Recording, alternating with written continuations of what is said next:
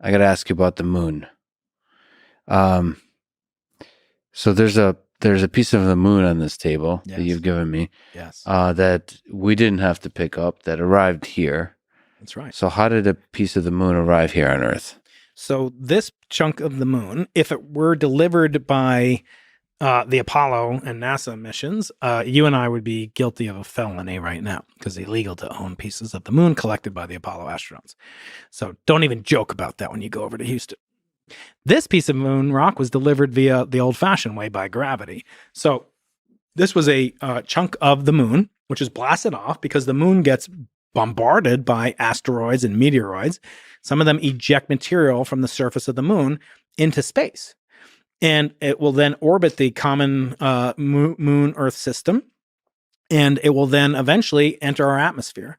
And if the piece is large enough and the trajectory is proper, it can land intact. And this one landed with a few 100 grams worth, and they sliced it up. And then it was delivered via U.S. Postal Service to my house. So you can buy these pieces. And actually, you can buy a piece of Mars. You can buy a piece of Mars delivered by the same route. Now, what's so interesting about that? Well, if a piece of Mars can get here, a piece of Earth can get there.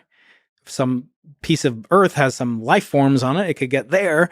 And if that can happen in our solar system, it could happen throughout the galaxy. So I'm actually not of the opinion that there is life elsewhere in the universe, at least technological life that we can see. I see this look of horror on your face. I view it, I am personally extremely pessimistic, would be extremely surprised. I'm curious by the transition, because you just said that life could have arrived from Mars or like from planet to planet, but because of the meteorite striking it and so on. Yeah. And then you went to, you don't think there might be life out there in the universe? Technological life. Yeah. Advanced intelligent civilizations. Okay. Okay. So go on. Yeah. So that's the generalization of what the famous astronomer Fred Hoyle called, I know this is a PG-13 podcast, it's called panspermia. Panspermia. And beep that out, please. Yeah, please. And that's the exchange of genetic life form material from other reaches on Earth, which explains the origin of life on Earth, but not the origin of life itself, which I think is a much grander mystery and much more interesting. How did life get here? And you've talked with many eminent people about that. I'm not going to add that much, but just thinking about the reverse process. Let's say life started on the Earth somehow, and then made its way out into the universe. Is there enough time for the whatever material went from Earth via panspermic direction, spraying the love gun out into the universe? Did that then have enough time to incubate and go onto a planet that could support it?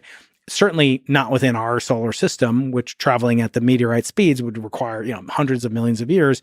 Then looking at the evolutionary history from bacteria to Bach, from, rocks to Rachmaninoff. I don't know. I can do this all day. Oh, wow. That's pretty good. How do you get from those very simple inanimate objects to life? I just simply think there's not enough time for Earth to seed life, technological life throughout the galaxy. I don't think there's any evidence for that.